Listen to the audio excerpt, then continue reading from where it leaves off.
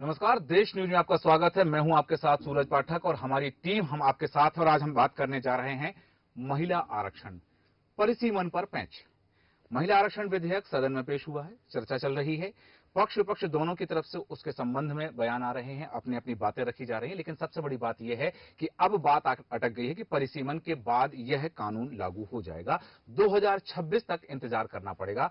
सदन में जहां महिलाओं की उपस्थिति, महिलाओं की संख्या बढ़ाने की बात थी, उसके लिए थोड़ा सा इंतजार बाकी रह गया है। हालांकि बहुत अच्छा कदम है, बहुत अच्छा प्रयास है देश की महिलाओं के सशक्तिकरण के लिए। विपक्ष कह रहा है कि यह जो गद्दी की राजनीति है, यह महिला सशक्तिकरण की बात नहीं है, पार्टी को सशक्त बनाने की बात है, सरकार को सशक्त बनाने की बात है। क्या है इसकी वास्तविकता, क्या कह रहा है विपक्ष और पक्ष के तर्क कितने तार्किक हैं, इन सब मुद्दों पर हम चर्चा करेंगे।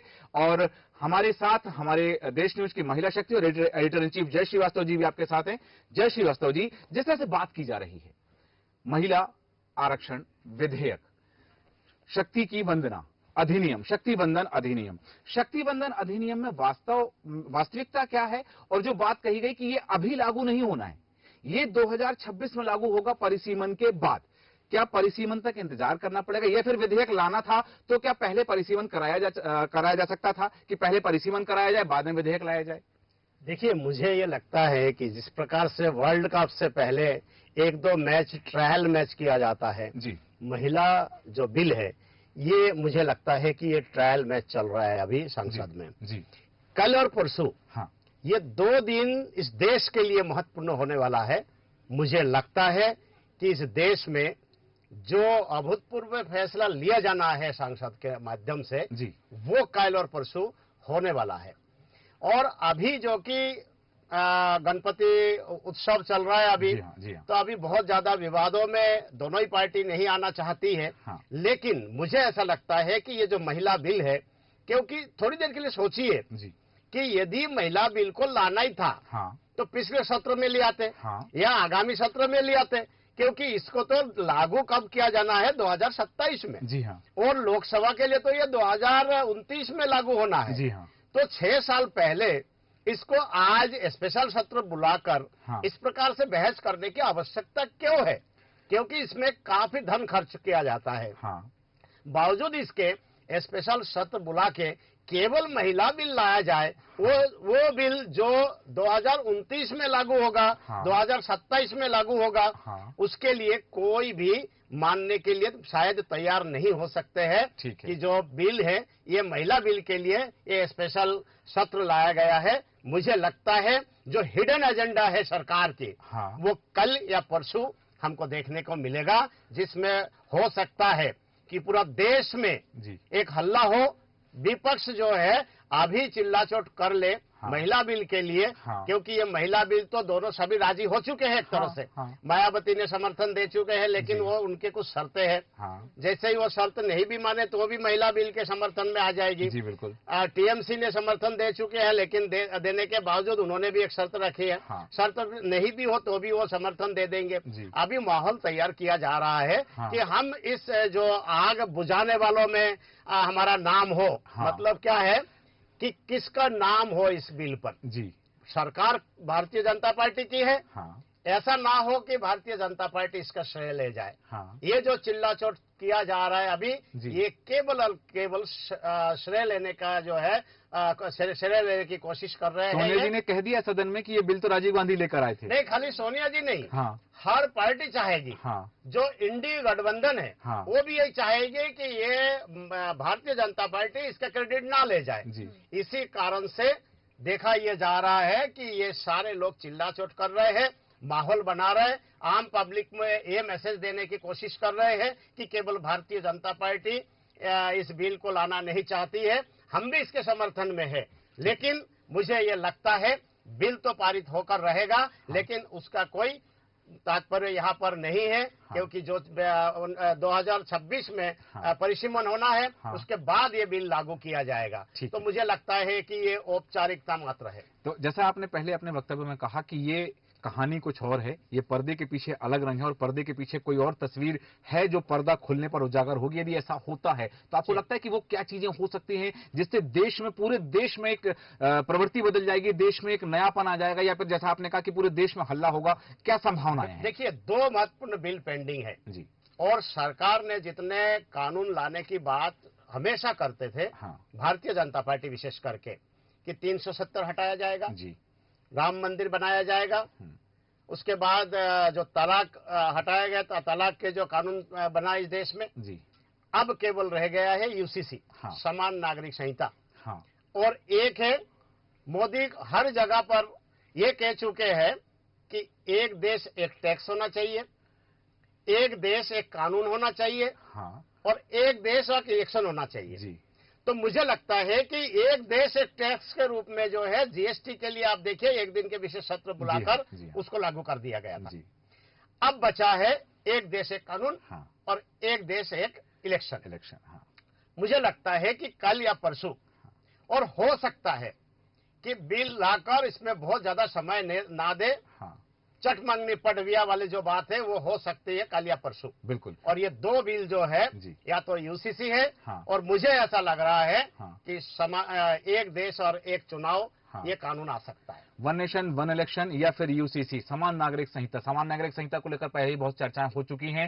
राज्यों में समितियां बन गई हैं, आयोग बन गए हैं। देसाई आयोग ने अपनी रिपोर्ट उत्तराखंड सरकार को सौंप दी है। यदि ऐसा होता और उन रिपोर्टों के आधार पर हो, जैसा कि 23वें विधि आयोग ने भी इस बाबत पूरे देश से विचार मांगे थे कि ये जो यदि स्थिति आती है यूसीसी को लेकर के, जो बात कही जा रही है कि इन चर्चाओं को लेकर यदि ऐसी चीजें सामने आती हैं तो ये, जैसा कि हमारे एडिटर इन चीफ कह रहे हैं कि वो तस्वीर कुछ अलहदा हो सकती है। इसलिए हाँ, जो बात कही जा रही है महिला आरक्षण को लेकर के सदन में लगातार बहस चल रही है। जैसा कि जय श्रीवास्तव जी ने भी कहा कि ये श्रेय लेने की होड़ है। जी। सोनिया कह रहे हैं कि ये बिल राजीव गांधी लेकर आए थे। 8 मार्च 2010 का वो दिन दोपहर जब सदन में हंगामा हुआ और स्पीकर का माइक तोड़ने की कोशिश की गई, अगले दिन 7 सदस्यों को सस्पेंड कर दिया जाता है। तब से अब तक की लड़ाई महिला आरक्षण को लेकर जो बात हुई है उसको लेकर के लगता है कि अब ये उसका आखिरी पड़ाव है कि हाँ, इसके बाद में इसका पटाक्षेप हो जाएगा। देखिए, जैसा कि बिल की बात है, महिला के बिल की बात अगर हम कर रहे हैं तो बिल तो सामने आ गया है और कहा भी जा रहा है कि 2027 को ये पारित कर दिया जाएगा।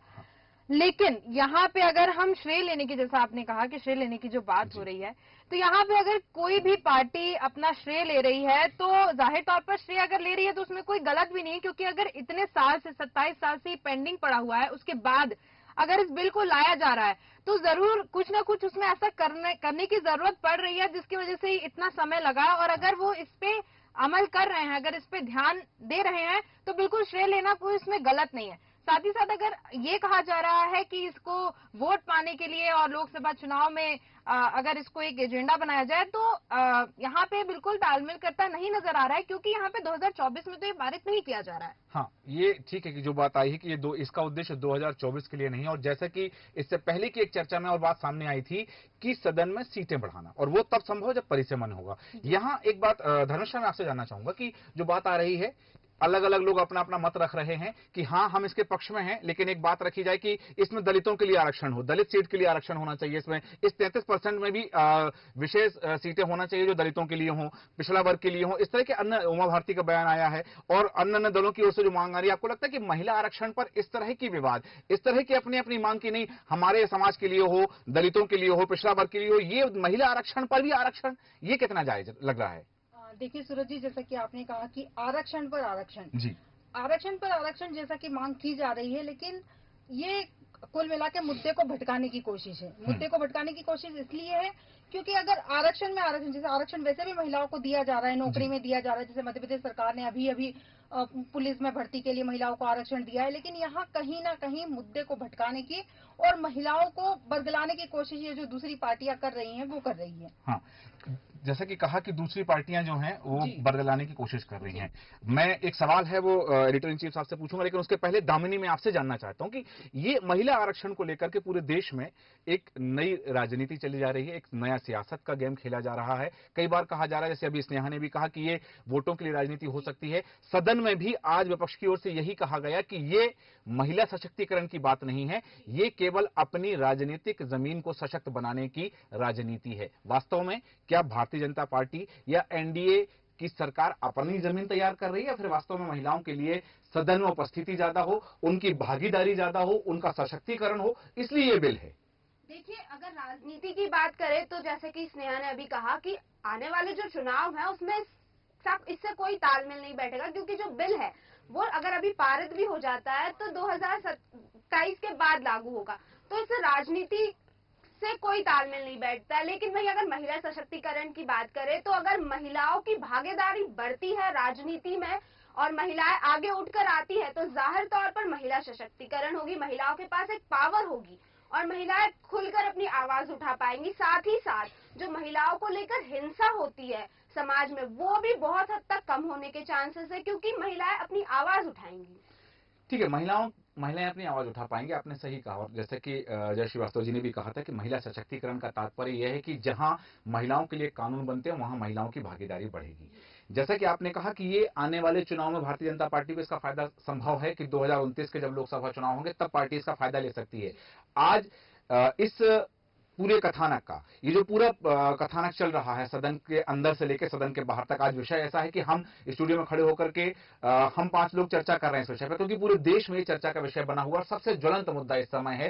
तो क्या वास्तव में ये इस मुद्दे को इतनी हवा देने की जरूरत थी? जैसा आपने पहले भी कहा कि मानसून सत्र में आ सकता था या आने वाले शीतकालीन सत्र में ये चीज आ सकती थी, लेकिन अभी विशेष सत्र बुला करके महिला आरक्षण की बात करना और महिला आरक्षण की बात सामने रख के कुछ और करना, आपने यूसीसी का जिक्र किया, आपने वन नेशन वन इलेक्शन का जिक्र किया, तो ये भारतीय जनता पार्टी की चुनावी रणनीति, क्योंकि 5 राज्यों के विधानसभा चुनाव और अगले साल होने वाले लोकसभा चुनाव, इसको देखते हुए, क्योंकि जैसा कि पूरा देश जानता है और देश ही नहीं विश्व के नेता भी जानते हैं कि प्रधानमंत्री नरेंद्र मोदी अपने पिच पर किस तरह बैटिंग करते हैं, ये उनकी पार्टी के नेता को भी नहीं पता होता है। तो ये भी कुछ ऐसा ही कथानक है क्या? देखिए, मैं बहुत स्पष्ट बता देना चाहता हूं कि हर व्यक्ति ये चाहते हैं कि अपने पार्टी मजबूत हो और हर पार्टी ये चाहती है कि हमारे पार्टी जीते जी।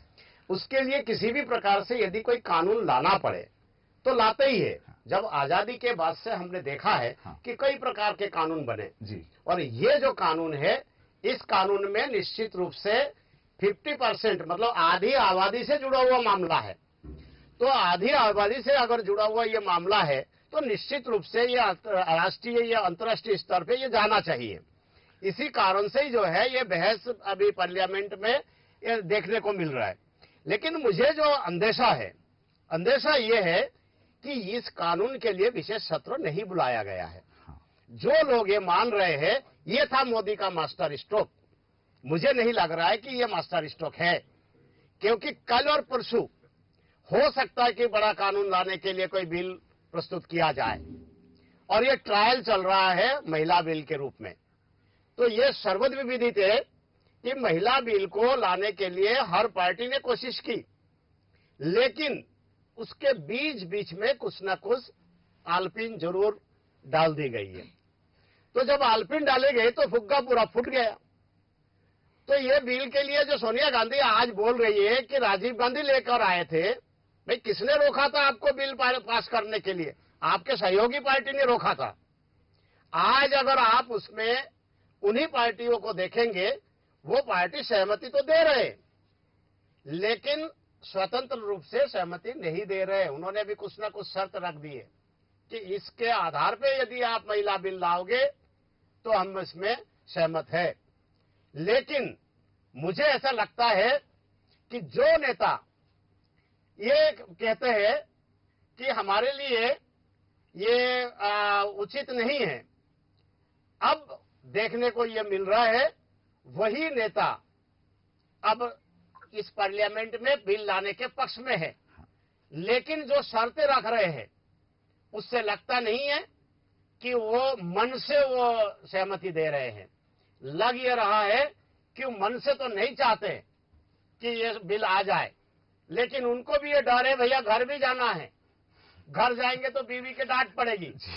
और मैं तो ये महिलाओं से ये आग्रह करूंगा मैं कि जो भी व्यक्ति इसका विरोध करे वो घर जाने पे जरूर डांटे उनको, ताकि दोबारा ये पार्लियामेंट में आके विरोध करने की हिम्मत ना हो, क्योंकि ये बात महिलाओं की है। जी, बात महिलाओं की है। और जैसा कि जय श्रीवास्तव जी ने कहा कि महिलाओं को भी इस बिल के समर्थन, भले वो वर्तमान में सदन में नहीं है, लेकिन सदन में उनकी उपस्थिति बढ़े, उनकी संख्या बढ़े, इसके लिए उनको शुरुआत घर से करनी होगी। चाहे वो नेताओं की पत्नियां हों या सामाजिक कार्यकर्ताओं की या आम गृहिणियां हों, उन्हें इस बिल के समर्थन में आना होगा। लेकिन यहाँ एक बात जरूर आ जाती है जय श्रीवास्तव जी, कहीं ना कहीं ऐसा लग रहा है कि ये कृष्ण की रणनीति है।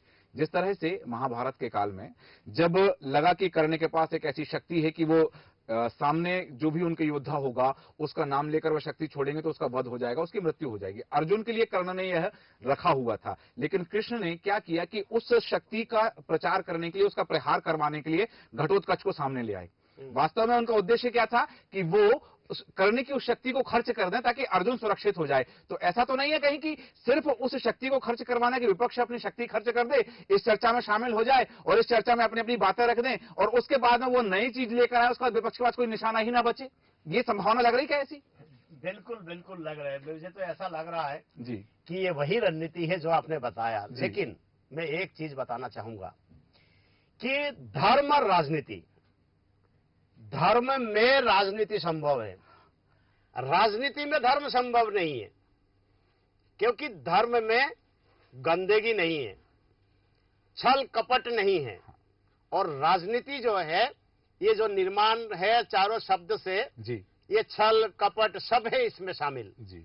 तो इसीलिए राजनीति और धर्म दोनों अलग अलग चीजें हैं। राजनीति में गंदगी है, छल है, कपट है, सब कुछ उसमें समावेश है, धर्म में नहीं है। तो इसीलिए मैं ये बोलना चाहूंगा, जो उदाहरण आपने दिया है जी, उस धर्म में राजनीति तो की जा सकती है, हाँ, लेकिन इस प्रकार से जो राजनीति अभी देश में चल रही है या दुनिया में चल रही है, हाँ, इसमें धर्म का समावेश नहीं हो सकता है। सही। आपने देखा कि इसमें धर्म का समावेश नहीं हो सकता है, और ये है जो धर्म है, ये राजनीति और धर्म दो अलग अलग चीजें, लेकिन एक जगह समाहित हो सकते हैं, दूसरे में नहीं हो सकते। धर्मिष्ठा, टाइमिंग की बात है, 5 राज्यों के विधानसभा चुनाव, आने वाले लोकसभा चुनाव, और उसके बाद में ये चीजें लागू होंगी जब 2026 के भी चुनाव हो चुके होंगे, 2025 के चुनाव भी लगभग हो चुके होंगे। जैसे महाराष्ट्र का चुनाव 2025 में होना, तो ऐसे कुछ चुनाव और हो चुके होंगे राज्यों के, तब यह चीज लागू होगी, कानून पारित हो जाएगा। लेकिन परिसीमन होगा, चुनाव आयोग परिसीमन करेगा। चुनाव आयोग के परिसीमन के बाद सवाल सीधा, नियत वास्तव में साफ है या फिर नियत में राजनीति है, या फिर महिलाओं के सशक्तिकरण को, क्योंकि ये जो बिल आ रहा है, जो विधेयक है जिस पर चर्चा हो रही है सदन में, जिस पर हम चर्चा कर रहे हैं, ये महिला सशक्तिकरण के लिए तो है, लेकिन महिला मतदाताओं के लिए भी है। तो ये महिलाओं की ताकत, महिलाओं सदन में महिलाओं की संख्या बढ़ाना, और कानून बनाने में महिलाओं की सहभागिता। क्या कानून बनाने में महिलाओं की सहभागिता से महिलाओं का वास्तव में सशक्तिकरण होगा? जैसा कि एक चर्चा में वो सामने आया था कि यदि घर में महिला है तो अपने आप को मजबूत महसूस करेंगी। तो मेरा सवाल सिर्फ और सिर्फ एनडीए नीत, भारतीय जनता पार्टी सरकार की नीयत पर है। आपका दृष्टिकोण सरकार की नीयत पर? जी, जैसा कि हमारे एडिटर इन चीफ ने भी बताया कि 2029 में ये जो कानून है, बिल है, जो पारित होगा। लेकिन अगर मंशा अगर भाजपा की खराब होती है या वोट साधने की होती, तो वो कहीं ना कहीं इस बिल को नहीं लेकर आते, ये बाद में लेकर आते।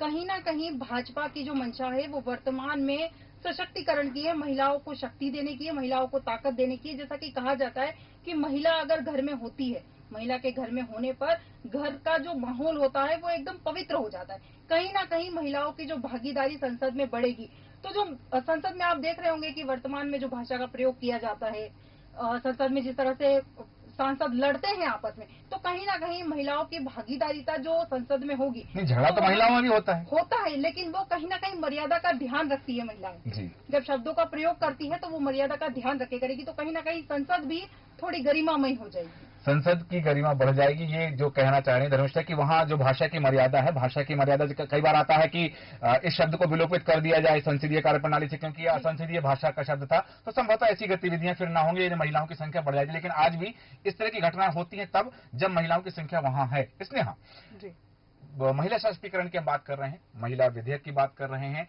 शक्ति वंदन अधिनियम, नाम दिया गया जी। कि ये जो संविधान में संशोधन करना है, और संविधान में संशोधन ये लगभग 150 से ज्यादा संशोधन हो चुके हैं। हर नई चीज के लिए संविधान में संशोधन करना, क्योंकि ठीक है, जब संविधान बनाया गया तब उल्लेख किया गया कि भारत का संविधान लचीला है, समय और स्थिति के अनुसार इसमें धाराएं बदली जा सकती हैं, अनुच्छेद में संशोधन किया जा सकता है।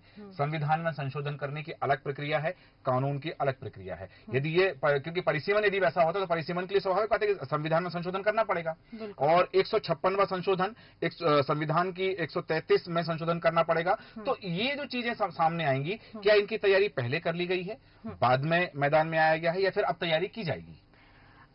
देखिए सूरज जी, जैसे कि साफ तौर पे नजर आ रहा है कि बिल अभी पारित होने में समय है, तो मेरे हिसाब से जो 27 साल अभी तक लगे हैं और बिल पारित नहीं हो पाया है, कहीं ना कहीं इसमें काम करने की जरूरत होगी, या फिर जैसे कि जब उन्होंने राजीव गांधी ने ये बिल लाया था, जैसे सोनिया गांधी ने कहा है, तो उस वक्त विरोध हुआ था, उन्हीं के जो अभी गठबंधन है उन्हीं में से विरोध किया गया था। लेकिन जब अब वो 27 साल के दौरान जब ये चीजें नहीं हो पाई और अब इस पे फोकस किया जा रहा है, तो मुझे लगता है कुछ ना कुछ तो इनकी मतलब कुछ ना कुछ इसने लिस्टिंग की होगी संशोधन करने की, लेकिन कुछ अभी डिसीजन ये जो सत्र है इसके बाद भी कुछ ना कुछ सामने निकल के आएगा कि हमको इसके बाद क्या करना है।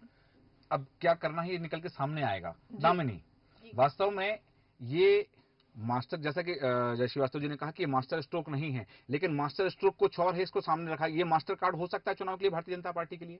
देखिए, मुझे नहीं लगता कि ये भारतीय जनता पार्टी के लिए मास्टर कार्ड हो सकता है, क्योंकि महिलाओं को लेकर पहले भी कई सारी चीजें भारतीय जनता पार्टी दे चुकी है। तो सिर्फ महिलाओं का मुद्दा बनाकर भारतीय जनता पार्टी चुनाव में जीतेगी या फिर चुनाव में बहुत सारी सीटें हासिल करेगी, ये हम नहीं कह सकते। हाँ, जैसे कि हमारे एडिटर इन चीफ ने कहा था कि हो सकता है कि अभी जो सत्र की और 2 दिन बचे हैं उसमें और कुछ नई चीजें सामने निकल कर आए, और मुमकिन है कि जो प्रधानमंत्री नरेंद्र मोदी है वो अपना मास्टर स्ट्रोक तब खेले। ठीक है, मास्टर स्ट्रोक वो लेके आ सकते हैं। इस बात की संभावनाएं व्यक्त की जा रही हैं कि ये वो चीज नहीं है जिसके लिए विशेष सत्र आहूत किया गया है। 5 दिवसीय विशेष सत्र का आहूत किया जाना केवल और केवल महिला आरक्षण विधेयक के लिए नहीं हो सकता है। जैसा कि कहा भी गया है कि गणपति का माहौल चल रहा है, श्रद्धा का माहौल है, भक्ति का वातावरण चल रहा है। इस बीच में जैसा कि जिक्र आया चर्चा के दौरान 27 साल इंतजार, 27 साल का इंतजार अभी खत्म हो जाएगा, या फिर जैसे कि वोटिंग होगी उस समय 2010 में 186 मत पड़े थे, एक वॉकआउट हो गया था, एक मत निरस्त कर दिया गया था। अभी अगर वोटिंग स्थिति आती है तो भारतीय जनता पार्टी के पास जो 38 राजनीतिक दल उनके गठबंधन में हैं, वो पूरे 38 साथ होंगे, या उसमें से कुछ वॉकआउट होगा या मत निरस्त होगा? ऐसी कोई स्थिति बनने की संभावना है महिला विधेयक बिल को लेकर? बिल्कुल हो सकता है कि इस 38 में से 2-4 जो दल है वो इनके साथ ना रहे, और हो सकता है कि जो इंडी गठबंधन है उनके दलों से कुछ दलों ने समर्थन करके इस बिल को पारित कर सकते हैं। सवाल ये नहीं है, सवाल आपने जो कहा कि 27 साल तक इंतजार जो होते रहे इस देश में महिला बिल को लेके, किसने रोका? उन लोगों की स्थिति अभी क्या है? वो आज भी महत्वपूर्ण भूमिका में है और महत्वपूर्ण रोल इस बिल के लिए ये वो निभाने वाले हैं। मेरा ये सवाल है कि आज यदि बिल को लेके भारतीय जनता पार्टी आगे बढ़ना चाहती है, कांग्रेस उसमें समर्थन दे रही है, लेकिन बीच बीच में जो रोड़े अटकाने वाली जो बातें हैं उसको भूल के सबसे पहले बिल आने देना चाहिए। जो लोग रोक रहे हैं इनको, इनके जो अलायंस है उनको समझाना चाहिए कि इस बिल से किसी एक पार्टी को नहीं, महिलाओं को फायदा होना है, महिलाओं को नेतृत्व मिलना है। और मैं आपको उन नेताओं के लिए भी खतरा बताना चाह रहा हूं कि जो नेता ये सोच रहे हैं कि महिला बिल आने पे हो सकता है हमारे टिकट कट जाए, बहुत जगह होंगे, कारण अभी यदि 80 MP है तो आगे जाके 180 से अधिक होंगे, तो निश्चित रूप से जो है उनको खतरा हो सकता है। लेकिन इस बिल में यदि कुछ जोड़ा जाना है कि जोड़ना चाहिए, वो ये जोड़ना चाहिए कि यदि उस क्षेत्र में कोई कार्यकर्ता है उसको टिकट मिले, किसी नेता के घर से किसी को टिकट नहीं मिले, जो कभी आज तक कोई सदस्य नहीं रहे किसी पार्टी का, उसको टिकट ना मिले। तो सीधे जो है जो कार्यकर्ता है उन्हीं को टिकट मिल जाएगा, वही प्रतिनिधित्व करने के लिए सक्षम है। और किसी के घर से यदि ये टिकट दिया जाता है वो नेतृत्व करने के लिए आती है, उसको राजनीति से कोई लेना देना नहीं है, राजनीति के बारे में उनको कुछ आता नहीं है। और अचानक यदि सांसद बन के वहां हाउस में चले जाएंगे तो भी उसका कोई फायदा देश को नहीं मिलेगा। तो मैं ये बताना चाहूंगा, हमें तो इंतजार करना चाहिए कि कल और परसों क्या होने वाला है। जहां तक मोदी जी के बारे में मैंने अध्ययन किया है, आम जनता ये बात जानती है कि मोदी सामान्य गेम कभी नहीं खेलते हैं। और ये महिला बिल जो हमें दिखाई दे रहे हैं, शायद ये बिल उनका मास्टर स्ट्रोक ना हो। कल और परसों 2 दिन हमें और इंतजार करना पड़ेगा कि ये मास्टर स्ट्रोक था क्या। हो सकता है कि कुछ ज्यादा ही महत्वपूर्ण बिल आ सकता है और जिससे भारतीय जनता पार्टी को लाभ मिल सकता है। इस समय लाने का, महिला बिल लाने का जो अभी तक जो परिदृश्य है उसमें कोई तात्पर्य नहीं है, कोई मतलब नहीं है। लाए, महिलाओं को फायदा मिलेगा, कब मिलेगा? 27 के बाद। तो आज लाना और विशेष सत्रों में लाना, इसकी कोई जरूरत थी नहीं। लिया है तो मुझे लगता है कि ये मास्टर स्ट्रोक नहीं है, मास्टर स्ट्रोक के हमें इंतजार करना चाहिए। हम इंतजार करेंगे, लेकिन इस विधेयक पर एक संशय और भी बना हुआ है और उस पर भी मैं आपसे चर्चा करना चाहूंगा कि यदि परिसीमन होगा जनगणना के बाद, 2021 में जनगणना होनी थी जो हुई नहीं, क्योंकि जातिगत जनगणना का मुद्दा उठा हुआ था। बिहार में जातिगत जनगणना शुरू हुई, सुप्रीम कोर्ट ने रोक लगाई, बाद में फिर दूसरा आदेश दे दिया। तो जनगणना हो जाएगी तब परिसीमन होगा, चुनाव आयोग परिसीमन करेगा। लेकिन अभी वर्तमान में जो परिसीमन है वो जातिगत आरक्षण के आधार पर है, जातिगत मतदाताओं के आधार पर है कि किस विधानसभा में, किस लोकसभा में कौन कौन से जाति के मतदाता हैं, तो उस आधार पर की आरक्षित सीट है, ये एसटी के लिए आरक्षित है, ये सामान्य वर्ग के लिए अनारक्षित है, या फिर पिछड़ा वर्ग के लिए है। अब जो परिसीमन होगा उस परिसीमन में जनगणना के बाद होना है। तो जनगणना हो जाएगी, महिलाओं की जनगणना, क्योंकि जातिगत आधार तो रहेगा ही कि जातिगत जनगणना हो या ना हो, सुप्रीम कोर्ट क्या आदेश देता है उस पर, या राज्य सरकार या केंद्र सरकार पर निर्णय छोड़ता है, तो उसमें देखा जाएगा। लेकिन यहां एक बात जरूर सामने आ जाती है कि यदि ऐसा हुआ तो क्या वर्तमान परिसीमन का जो खाका हमारे सामने तैयार है जातिगत जनगणना के आधार पर, उस अगली जनगणना के बाद में ये जो परिसीमन होगा महिला आरक्षण के लिए, उसकी तस्वीर कुछ और अलग होने वाली है? बिल्कुल नहीं। अभी आप देखिए कि क्यों ये बोला जा रहा है कि 2027 के बाद इसको लागू किया जाएगा। क्योंकि लगभग मेरे इंफॉर्मेशन के अनुसार कि लगभग 180 सीटें और बढ़ना है इस देश में। तो जब बढ़ जाएगी तो अभी 545 है, अभी मान के चलिए कि 200 बढ़ा दिया, तो उस समय 745 हो जाएंगे। तो ये तो 33% है। वो 745 के 33% होगा और उस 745 के जब 33% निकाला जाएगा, उन 33% कौन कौन से होंगे?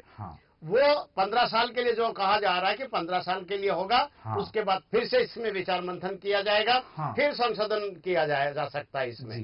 तो मुझे ये लगता है कि ये बढ़ाने के बाद सवाल इस पर भी है कि 15 साल ही क्यों? यदि कानून बन रहा है तो हमेध्य के लिए होना चाहिए, उसको 15 साल की सवाल में क्यों माना जा रहा है? नहीं, ये इस बात से मैं सहमत नहीं हूं, क्योंकि कानून बनाते समय बहुत ध्यान तो दिया जाता है, लेकिन जब उसको इम्प्लीमेंट करते हैं, जैसे हम लोग देखते हैं कि हमने एक चीज बना दी, बनाने के बाद जब हम उसको यूज करने लगते हैं तब हमें कोई ना कोई कमी उसमें दिखाई देती है, तो उस तत्काल उसको सुधार होना चाहिए। तो 15 साल बाद इसको सुधार करेंगे। ये कानून 15 साल का नहीं है, उसमें सुधार किया जाएगा।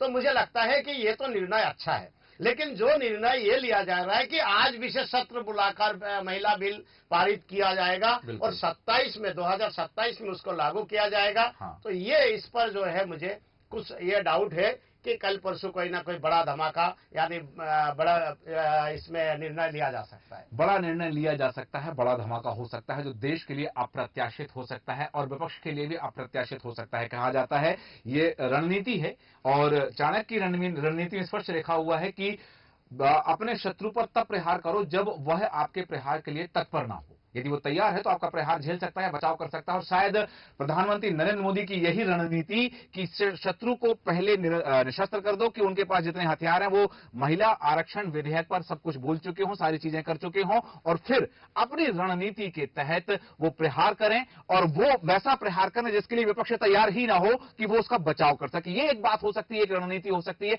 और जैसा कि बार बार कहा जा रहा है कि कुछ नया, कुछ बड़ा, कुछ अप्रत्याशित। अब वो अप्रत्याशित और कुछ नया और कुछ बड़ा क्या होने वाला है, यह देखना दिलचस्प होगा, क्योंकि पूरे देश की निगाह संसद के विशेष सत्र पर लगी हुई है।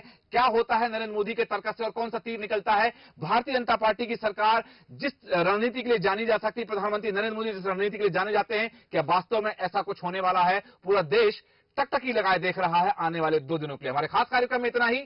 आप बने रहे देश न्यूज के साथ। नमस्कार।